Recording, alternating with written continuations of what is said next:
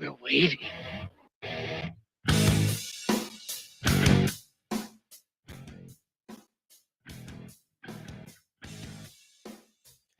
Welcome into the Rundown on Fox Sports Radio 1400 around the world on the iHeartRadio app. My name is Rob Sanders.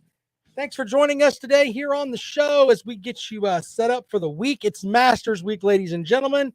Christopher Thompson, our sports director, will be down in Augusta, and he'll be giving us updates throughout the week as we get through the start of April. The Masters are something that kind of keep our mind away from the fact we've got spring practice going on and it's kind of wrapping up. And then once we get into May, then you're in the talking part, or you're in the pre-talking season, basically. So we try to bring some college football talk here every day to the show, and we'll get into that.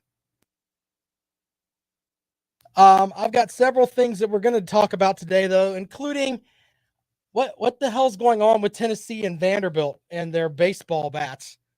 I mean, you talk about on the college baseball front, that was something that was out there that was kind of interesting. So we'll get into that.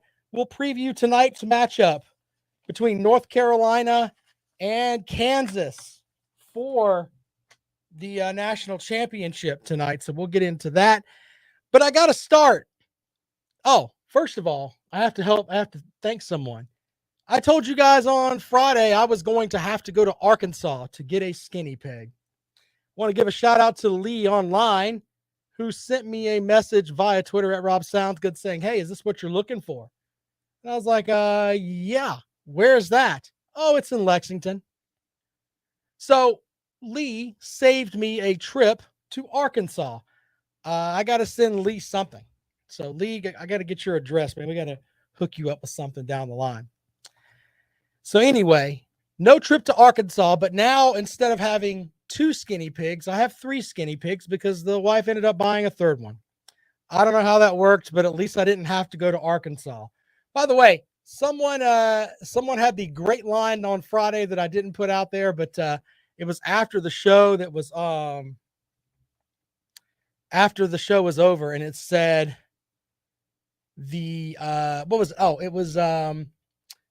it's interesting you have to go to Arkansas to get a pig, which I thought was hilarious. But anyway, shout out to Lee Wilder for helping me out. So thank you so much for that. It's cool that the listeners help out a little bit. Keep me from going cray cray. All right, so I hold in my hand. You hear that, right? The folks that are running around in your car, listening in your cubicle, whatever it is that you're doing.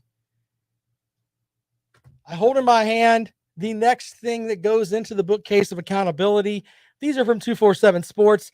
These are your bowl projections for 2022 season, the spring practice edition. Yep. Let's start with, we're going to do interesting matchups first, and we'll do the SEC, ACC teams as well. The Boca Raton Bowl, East Carolina versus Boise State. Why not? Let the Pirates play against the people from the blue turf. I don't have a problem with that. Now, remember, some of these bowl games are silly. The Bahamas Bowl, okay. The Cure Bowl, the Idaho Potato Bowl. I'm looking for bowl games that might be interesting. The Independence Bowl. The Independence Bowl. Army versus Tulane. I like it. I like all the Service Academy games. These are, by the way, bowl projections after the spring practice edition from 247 Sports, sharing with you some of those today. The Myrtle Beach Bowl. Why not have Coastal Carolina in the Myrtle Beach Bowl? As the Chants, they want to get to the New Year's Six. I don't think that's happening, but why not have them square off with Memphis? That game will mean a heck of a lot more to them than it will to Memphis, especially playing in their home stadium. So, yeah, there's an interesting matchup as well. Why does Jimmy Kimmel have a bowl? They have Air Force playing Arizona State. All right. I'll watch the Service Academies, no problem. The New Orleans Bowl, UAB and App State. That's an interesting setup there. The Hawaii Bowl. How do you get to go to the Hawaii Bowl? Do you have to like halfway suck to go to the Hawaii Bowl? The Bahamas Bowl has two teams that you're like, yeah, I don't want to get into all that. But it seems like if you aren't nearly as good, you get to go to the Hawaii Bowl or the Bahamas Bowl. Hello, BYU and Western Kentucky. This must be like Rutgers and Central Michigan are scheduled to go to the Quick Lane Bowl, which is played, I think, in the in what, Ford Field. Yeah, that's where I want to go, especially if I'm Central Michigan. Jay says, get to the SEC, only attention being paid. Okay, well, the SEC teams will be read last since Jay is acting like a buffoon. So we'll read the SEC teams last, just in honor of Jay being silly. Let's see here. First Responder Bowl, Minnesota and TCU. Military Bowl, Boston College and UCF. Let's see. Let's make sure we don't give the SEC teams just to make sure Jay knows that he's a silly person. Guaranteed Rate Bowl, Iowa State and Purdue. Las Vegas. Oh, can't give you that one. How about the Duke's Mayonnaise Bowl, Louisville and Penn State? I wonder how that's going to come up. Let's see here. The Sun Bowl, Virginia Tech and UCLA. That's their projected matchup there. The Pinstripe Bowl has Nebraska and Florida State. Man, that's an interesting thing there. Remember when Nebraska and Florida State were like cream of the crop? Yeah, not so much. The Holiday Bowl, they're projected to send Oregon and North Carolina. The Cheez-It Bowl, NC State and Oklahoma State. And let's see here. The Arizona Bowl, Toledo and Fresno State. Michigan and Southern Cal in the Rose Bowl. In the Sugar Bowl, we'll go to the Cotton Bowl first. Miami and Houston. And Clemson and Wisconsin in the Orange Bowl. That might be interesting there as well. All right, so we've let our friend with the lower back tattoo wait long enough. He's over there itching in that, smoking his Camel Unfilters and just itching there with that lower back tattoo that's got the SEC print on it that's probably spelled backwards. Let's see here. The first SEC matchup has Kansas State playing Florida in the Liberty Bowl. They have Syracuse making a bowl in the Fenway Bowl. That's interesting. I don't think Syracuse is going to be that good. The Las Vegas Bowl has Ole Miss and Washington. Think about that for a second. I wonder how far the Ole Miss fans will travel to watch them play Washington in the Las Vegas Bowl. Okay. That's interesting too. Louisville and Penn State, I mentioned that in the Duke's Mayonnaise Bowl. Let's see here. Oh, the Gasparilla Bowl. If this is the fate for this team, they're going to have a new coach. The Gasparilla Bowl, they project Auburn and Virginia. You think Brian Harson's not going to be fired if they end up in the Gasparilla Bowl? I doubt Auburn would accept a bid to the Gasparilla Bowl.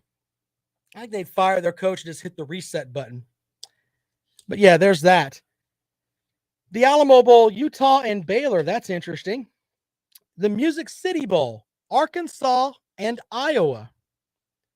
Wow, Arkansas, I think people are projecting Arkansas to be a little bit better than that, but Arkansas and Iowa in the Music City Bowl. Oregon and North Carolina in the Holiday Bowl, we mentioned that. Oh, here we go. In the Texas Bowl, you have, of course, Texas and Kentucky. There you go with that. In the Gator Bowl, South Carolina and Pittsburgh. I don't think that's that far-fetched for South Carolina. Why not? In the Citrus Bowl, Michigan State and LSU. That'd be a pretty good comeback season there for the Tigers after the debacle they had last year. In the Tampa Bay Bowl, stand by UT fans. Hopefully, you know what? I think Tennessee has a bigger change purse than the folks at Texas A&M, because the folks at Texas A&M ducked this team last season, and that would be the Wake Forest Demon Deacons. I'm already calling this game now. If that happens, it'll be like a point a minute. 55-52, one way or the other. Michigan and Southern Cal, I mentioned them in the Rose Bowl. And let's see here. Who else do we got? Oklahoma and Texas A&M in the Sugar Bowl. Miami and Houston in the Cotton Bowl. And then in the Peach Bowl, the playoff semifinals, the number 1 seed Alabama versus the number 4 seed Notre Dame. And then in the Fiesta Bowl out west in Phoenix or Glendale or whatever it is you want to call it, they've got the 2 seed Georgia playing the 3 seed Ohio State. I don't know how far, it seems a little far-fetched for me for that, because you're looking at Notre Dame and Ohio State play each other. So one of those teams is going to have a loss. And then in theory, Alabama and Georgia should play each other in the SEC championship game. And that means one of them are going to have a loss. So yeah, that's some interesting picks there, in my opinion. But that's their projection. We'll have those for you on the bookcase of accountability, the bowl predictions. And Aaron's correct. Bowl predictions in April are dumb, but hey, why not? This kind of gives you, see, what they do with these is they set you up for thinking what you think your team is going to be. Now, they'll reevaluate after spring practice a little bit, and they may change your team a little bit here or there. But the reality is that's kind of what they think of your team. Oh, and I missed the Florida Gators. My bad. Florida Gators are projected to go to a bowl game, the Liberty Bowl, as they will play Kansas State. They actually wrote, here's another difficult to project SEC team with a better situation at quarterback when compared to Auburn. However, Florida's bowl hopes could be determined by how the Gators fare in September, since Billy Napier's squad will play Utah, Kentucky, and Tennessee during the opening month. That's potentially 3 nationally ranked opponents and 2 come at home. Getting through the first half of the season without taking on water is the goal for Napier's crew. Huh. All right. There you go with that. So Florida making a bowl game even after the silliness that they had last season. No bowl game for Mizzou. No M-I-Z-Z-O-U. Nope. Florida goes, but not Mizzou. I think it's easier for me to pick Mizzou to go to a bowl game over Florida. But here's what we've got that is interesting too. May 1st is a big, big day. You're sitting there thinking, man, what is May 1st? No, we're not talking April 1st, not April Fool's Day. No, none of that. May 1st is a big day. Why? Because that is the final day that you can submit your paperwork to transfer to a school and be eligible to play for the upcoming season. So we have what? 30 days. That's September, April, June, and November. There's 31 days this month. So you've got 27, 28 days, something like that. Now, why is that important? Because you're going to have a lot of spring practice games coming up here in the next 2 weeks. And with that, we're going to see some guys jumping. The one interesting player that is out there that could make a difference with a team this season, I mentioned Mizzou. Even though, according to reports, he visited West Virginia over the weekend, is JT Daniels, who last year we thought that he was going to be just this great dynamic quarterback. Georgia didn't need him to win the national title. Didn't need him. So with that, he's got to find someplace else to play. He was at the Mizzou spring game, and he went and visited West Virginia. Where's he going to end up? Who knows? But when you have a quarterback that could be a potential game changer, I think if he goes to Mizzou, he can take Mizzou from a potential 5 to 6 win team to 6 or 7 wins. I think he can will them to that if they can find a running back, etc. But 6-6 wouldn't be that far-fetched with JT Daniels at the quarterback for them. Florida, on the other hand, You got to watch Florida because everybody transferred out. It's so many guys leave the program. It's almost like a clean slate. So with that, you're going to end up with a bunch of transfers there, and you may get some talented guys there, and you could end up with a Florida team that's better than we thought they could be. Now, here's the other problem too, and I read something from an anonymous coach that said in some article that I was reading, I think it was on The Athletic, if I'm correct. But here's the big thing with this. When you have all of these personalities getting into the mix together and everybody's pretty much on the same level, you wonder how the chemistry on that team is going to be. But look for Florida to hit the transfer portal hard here in the next couple of weeks. I think Napier's even on the record saying, hey, if you want to come play, come and see me. 803-978-1832, 803-978-1832. If you want to talk about what we've talked about here and the bowl projections I gave you for the early spring, have at it. 803-978-1832. More of the rundown when we come back. This is Fox Sports Radio 1400.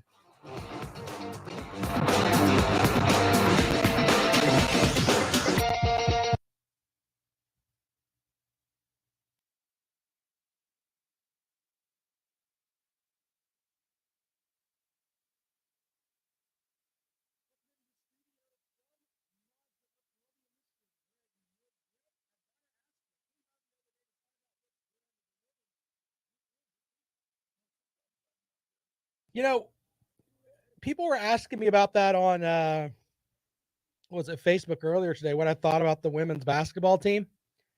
They had 10 McDonald's All-Americans.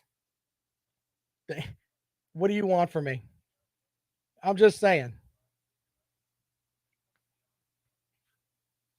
10 McDonald's All-Americans.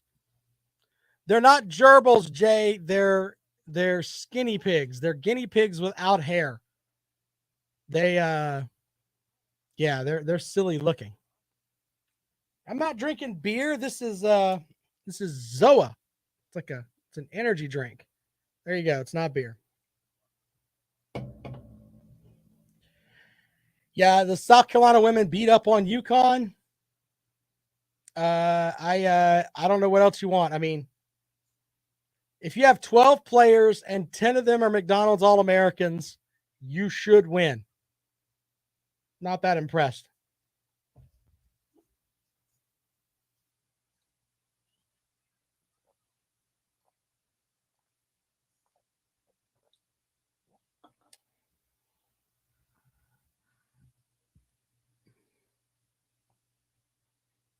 Here's the other thing, and I'm not ripping Gamecock fans for this, but how many people actually care or programs actually care about their women's sports teams, their women's basketball team? I mean, I can think of like 10. Gino Auriemma needs to retire. What's up, Jason? How are you? I'm not trying to take anything away from what Dawn Staley did because you have to go out and recruit and get those young ladies to work, but it's a mess. They got a ton of players. Welcome back to the rundown on Fox Sports Radio 1400 around the world on the iHeartRadio app. Early projections have the South Carolina Gamecocks going to, what was it? The Gator Bowl against Pittsburgh. There you go. If you want to talk about that, you want to talk about having two SEC teams projected in the college football playoff, we'll take calls on that. 803-978-1832, 803-978-1832 as we roll along here on a Monday. Getting ourselves back into the mix. All right, so we have that. Remember, May 1st is the date you've got to circle on your calendar to make sure that that's going to be the drop dead date as far as transferring in and out. All right, anyway, let's make sure we keep up with that as we follow along. By the way, if you follow the blog page at foxsportsradio1400.com, watching the tournament the other night, I managed to put together a story about, everything was about, oh, Duke this and oh, Duke that. go and check out the blog page, because apparently a good portion of the Duke players didn't bother to shake hands with the North Carolina players. They were the kings of petty. Like, they couldn't deal with the fact that North Carolina beat them in their own house and then beat them in the Final Four. So a lot of them didn't shake hands with the North Carolina players. Full story on that is up at foxsportsradio1400.com, keyword Rob. And you can read that and actually see the footage where they just kind of pull. It's not like an Isaiah Thomas bit with the Bulls, but they didn't want to go and do the customary thing of saying, hey, you know what? You were the better team. So, you beat us. We're going to shake your hand.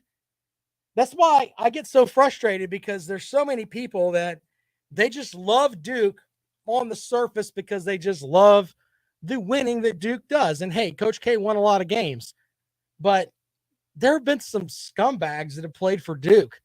Christian Laettner stomping on people, Grayson Allen, and the stuff that he's still doing in the NBA.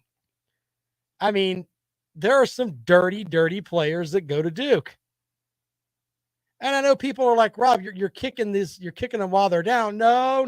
If you follow this show, I've been kicking Duke for years. Okay. This whole thing that they have, this holier than thou concept, is silly.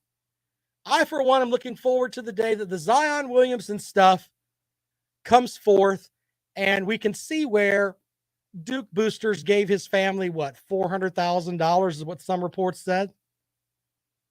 Yeah. That's how much he allegedly got to go to Duke.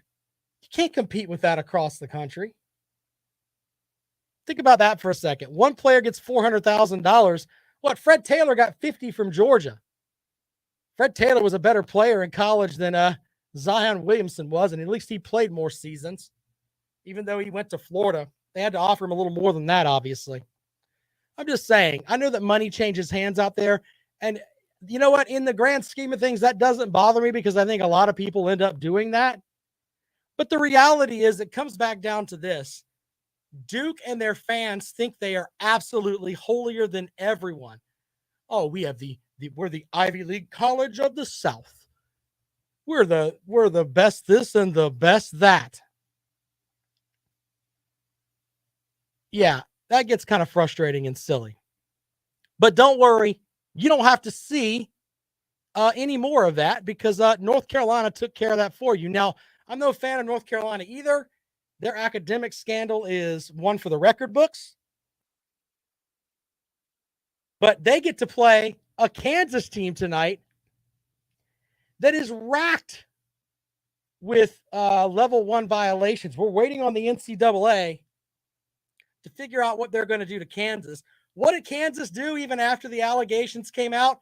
They gave Bill Self a lifetime contract at Kansas. You cheat, you win.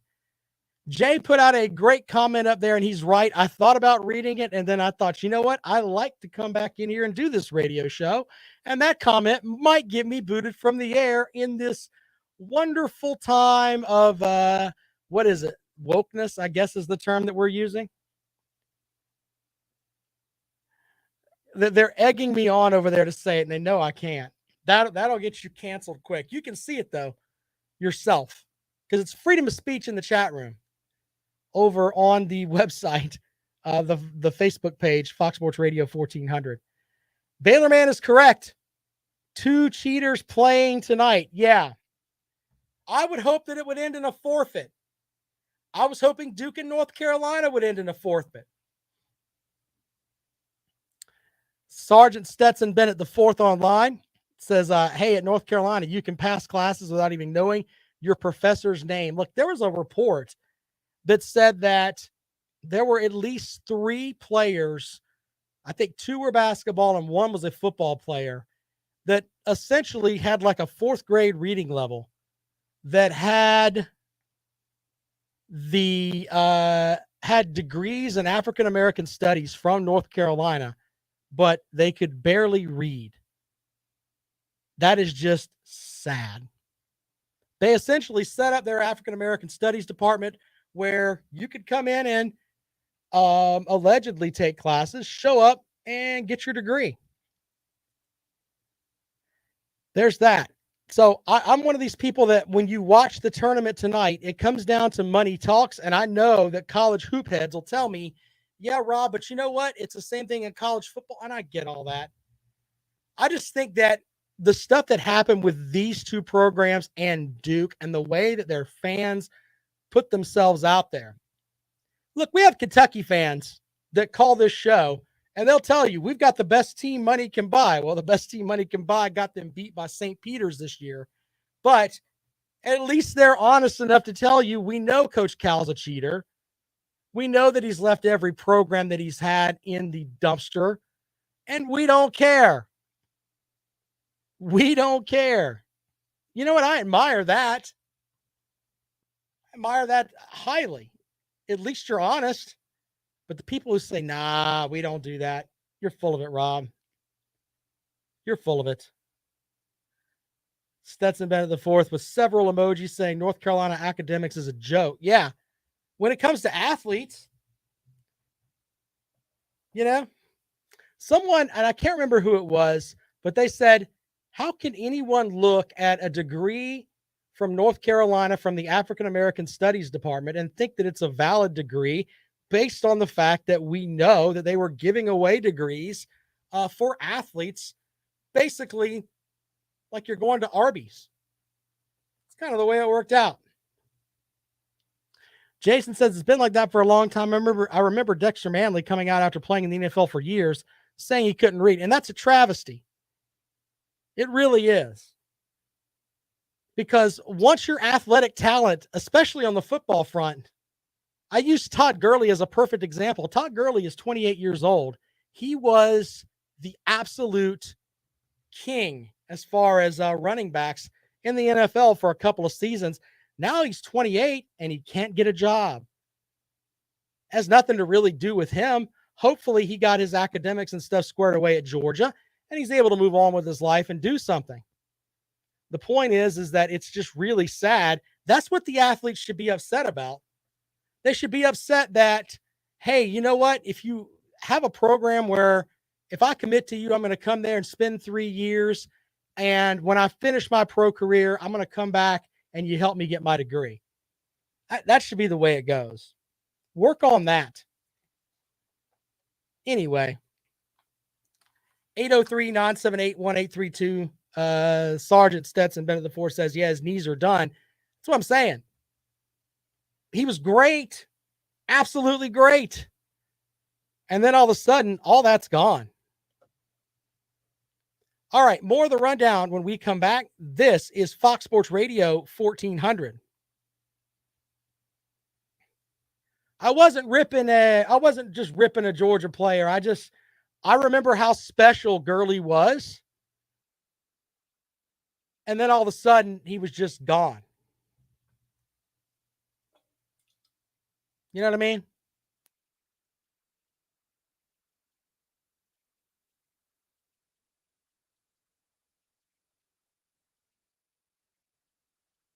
Some of y'all think I just rip Georgia for fun. I don't rip Georgia for fun. I do at times.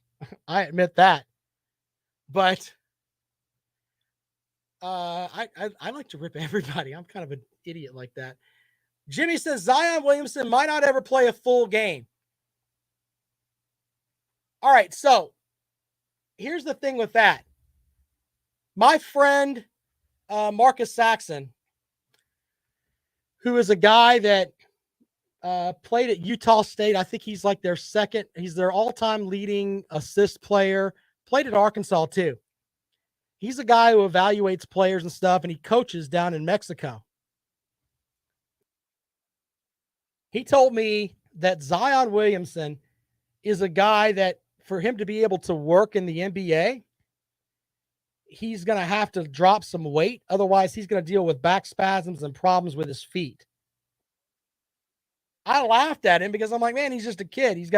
Everybody's like, oh, he's got some baby fat on him. Yeah, he's got some baby fat on him. Yeah, how's that working out? He hasn't played any. So there you go. Clemson doesn't play Georgia next year, Jay.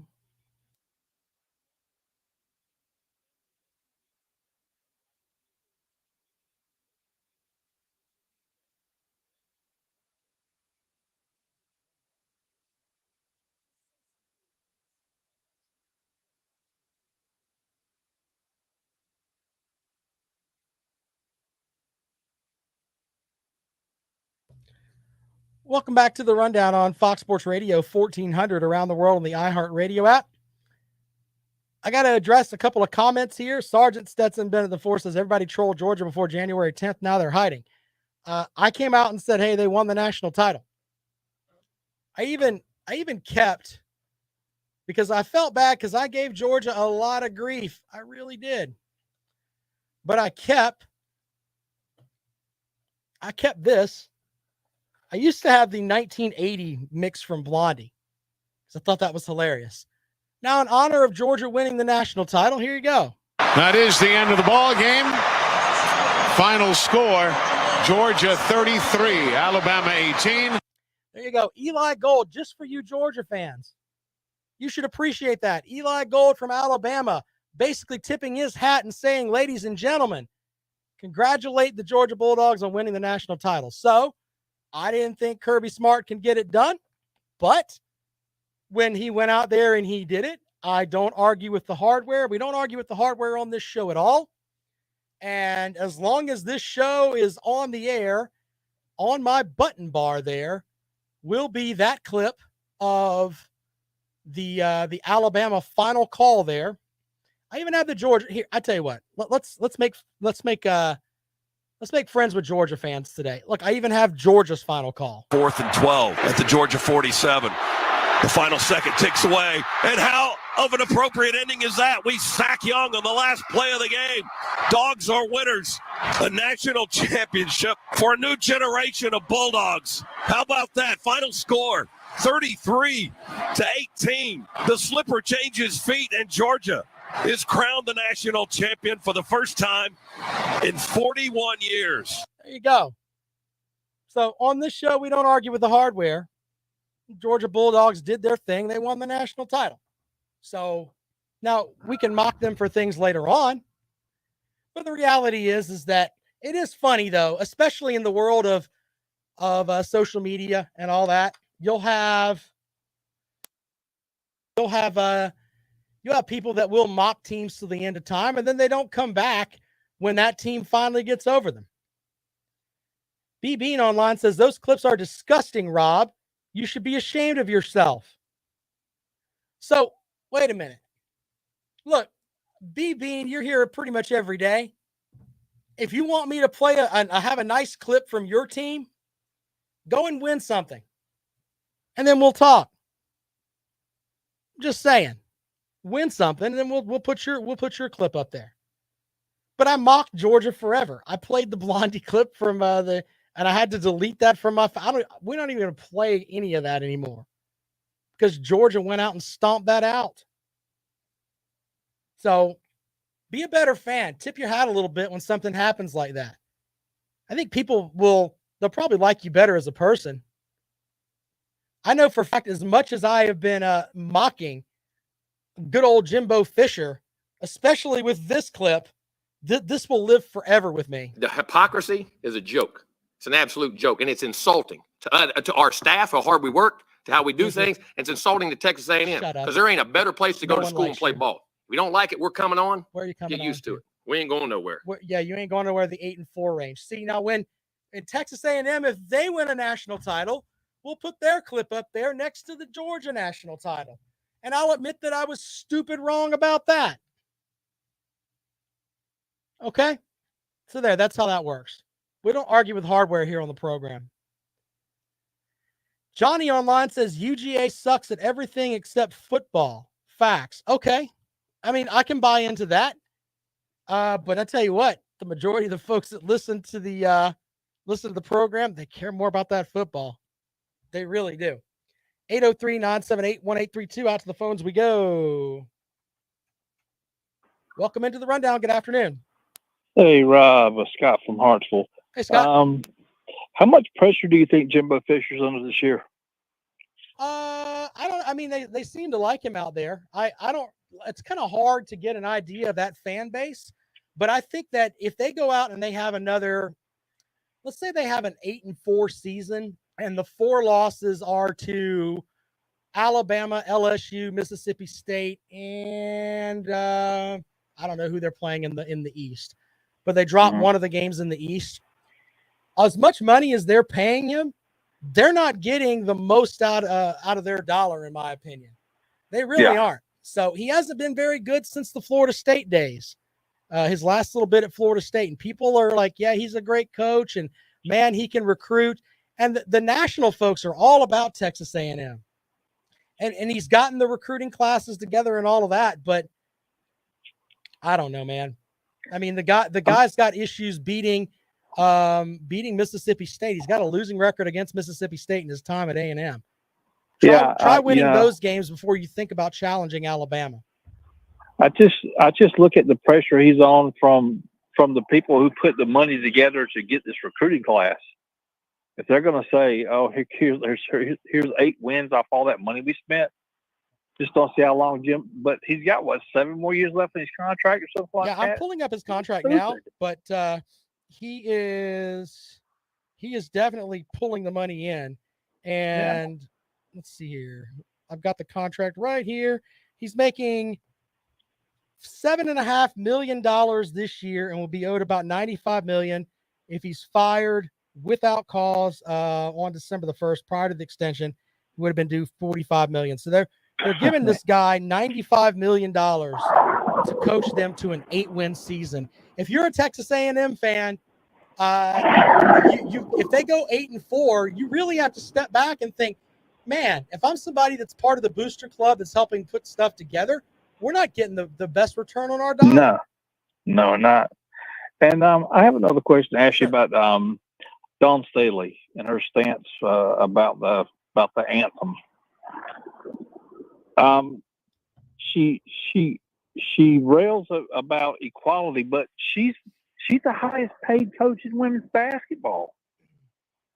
I think she is making more money than Shane Beamer is at South Carolina. Now, granted, she's earned it because she is I think the best coach, on the women's basketball coach in the country.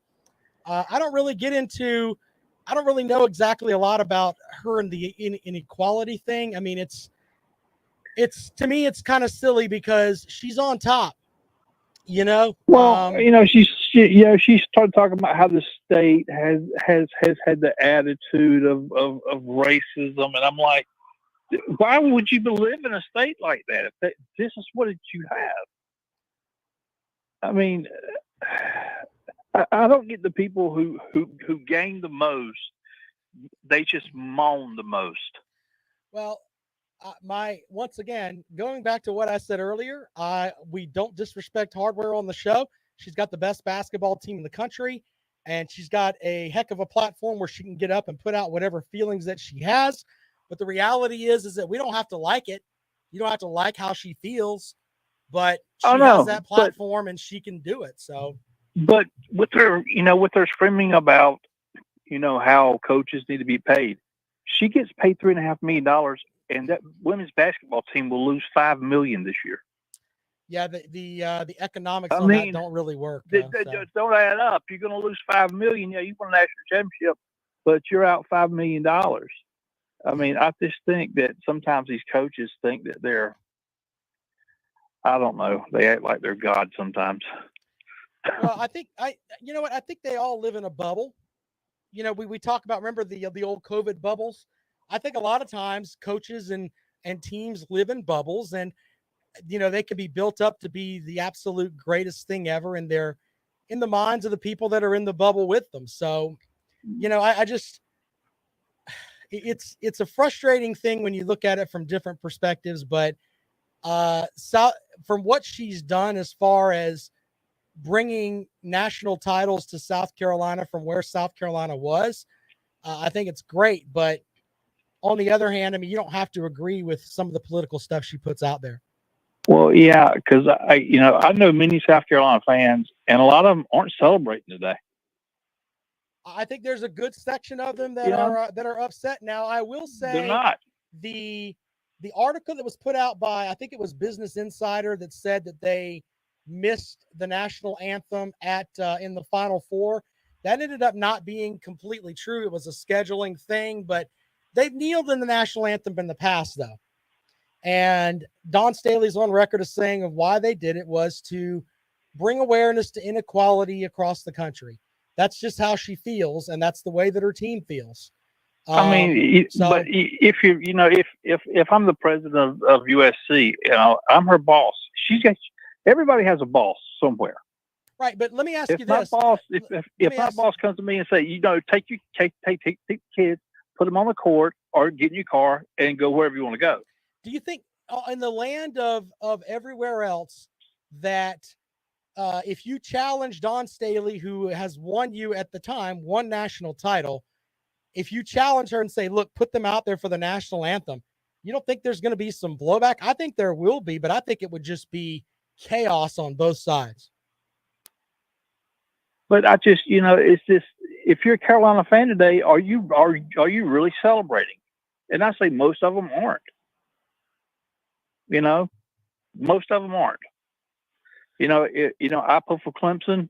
If that happened with our basketball team, I wouldn't pull for them. I wouldn't spend another penny. Yeah, but not to get into the politics thing, but it's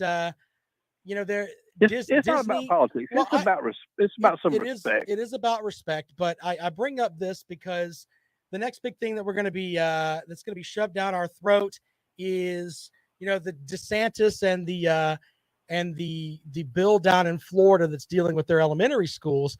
He's essentially going to take on Disney, and I wonder if now you said, hey, if Clemson's basketball team didn't kneel for the national anthem, you wouldn't support them. You're gonna end up at a point where if you agree with Governor DeSantis, you're essentially going against Disney, who owns ESPN. Are you going to watch your Tigers on the ACC network? Are the SEC folks going to watch their SEC teams, even though they're on a network, and you watching them essentially funds Disney, who doesn't agree with what Governor DeSantis is doing down there? I mean, it all ties back to the one thing. It's all about money in the end. Oh yeah, but the one thing, with ESPN, they're losing money. These Stephen A. and his big contract he has there, but ESPN is losing money. That's why they cut staff almost seems like every quarter they're cutting staff because they're losing money.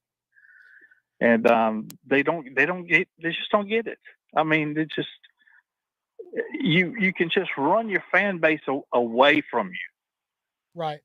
And because we want to be a political show instead of we want to be a sports news show. Right. That's why that's one of the things when I got this show, I don't want to get into politics at all, because I just remember growing up, hanging out with people and going to games and everything. And I had no clue how anybody voted. Seriously. I had no clue. Scott, you've been calling this program, I think, for the last 18 months, 2 years, whatever it is. Yeah. I have no clue how you vote. And that's great. You and I can have a debate back and forth about who Clemson's going to have at quarterback or whatever. And that's good and great. But the reality is that when you pull your politics into something, man, it ends up biting you. And especially in the world of sports. It does, and it's just, it doesn't just hurt the players on the court, but it hurts the people that want to back them. Right. To maybe pull back some. Here's the thing too. It's going to end up affecting the non-traditional sports, because of the traditional sports, if there's a drop off in that where people stop supporting those, they're going to cut something that's going to be down the line a little bit. Oh yeah, like baseball or baseball or gymnastics or whatever. So there's that. All right, man. Thanks. Have a good day, man. You have a great day. All right, quick break. When we come back, more of the rundown right here on Fox Sports Radio 1400.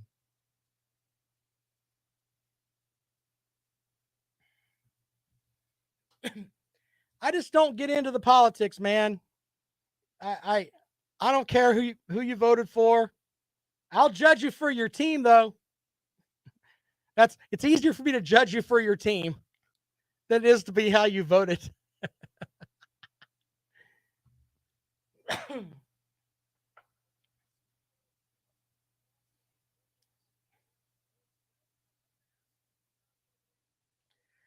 Of course he has. Jimmy says Frank Martin has offered G.G. Jackson at a UMass. Of course he has.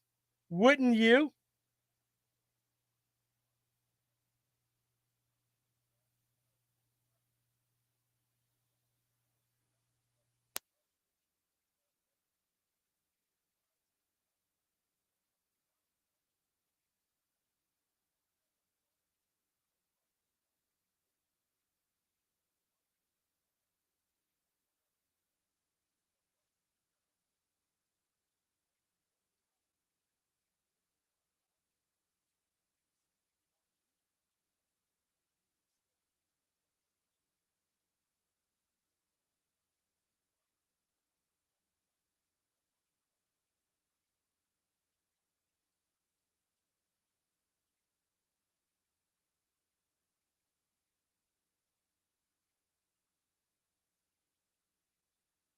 Now, that's a cold statement there, Colby.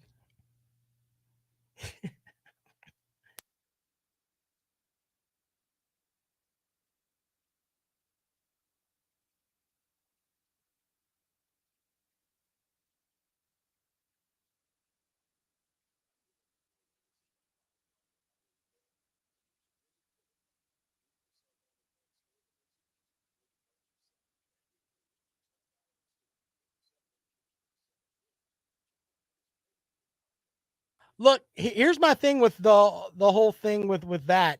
I looked it up. Last year, Disney was responsible for $76 billion to the Central Florida economy. So money wins out. That's kind of how that works.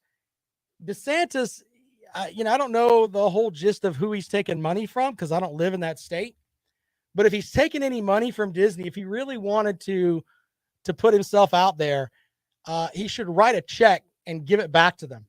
I don't want your money. That would be great politics. I didn't realize you guys felt this way when I took it. Now I'm giving it back to you. I bet if he whispered that out to some folks, they'd give him the money to give back to him. Just a thought.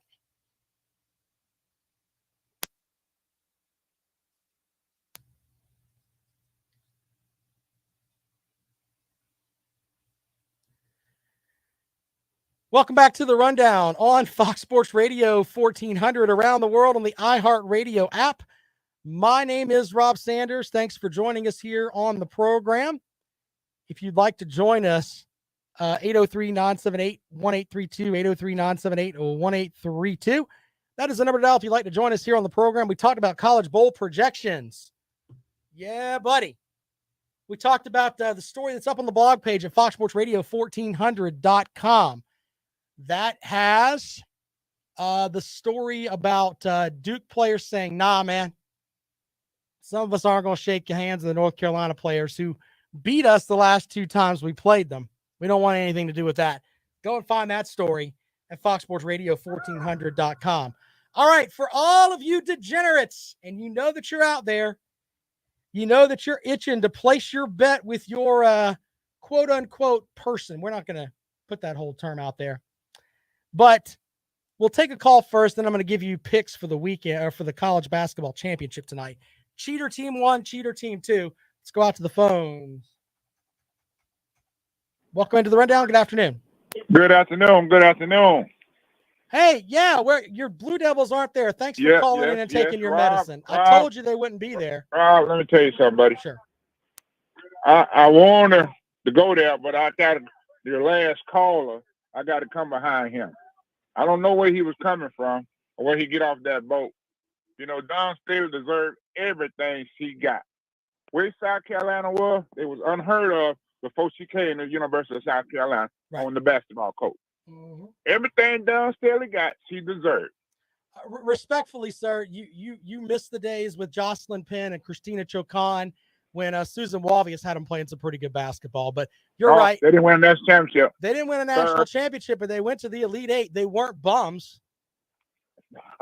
Hey, consecutively going in the tournament. Okay. You can say what you want.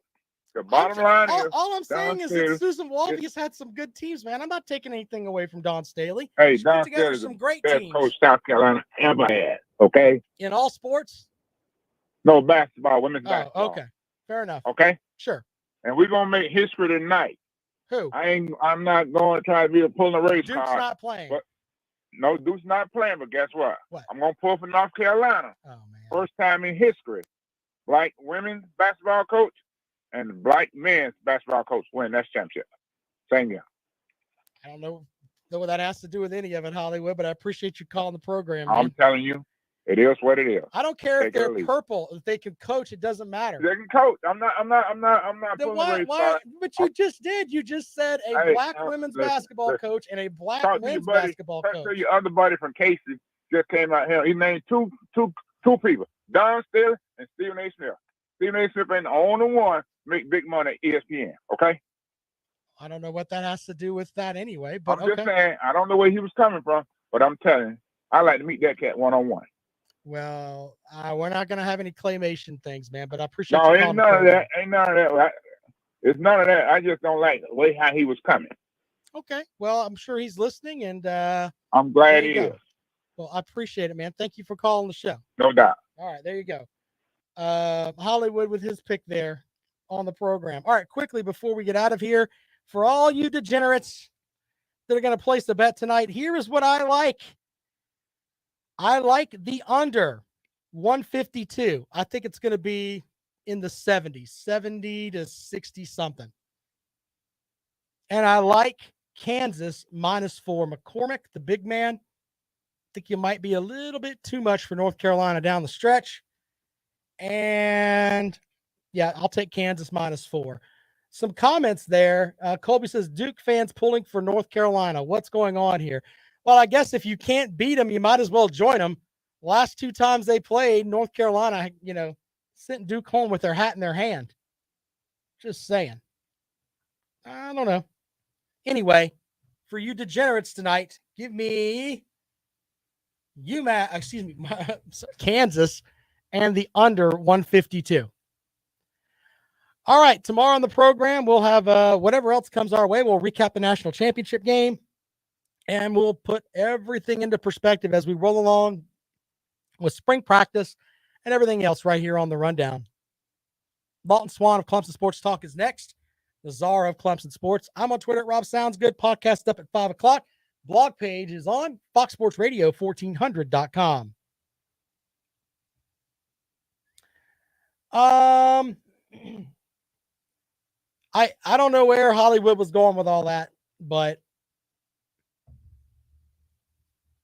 I don't care what color you are. If you can coach, you can coach. Who cares? What a mess. All right. Appreciate y'all, man. I guess Hollywood's picking North Carolina. Everybody go bet Kansas. We'll see you guys later on. Thanks for joining the show today.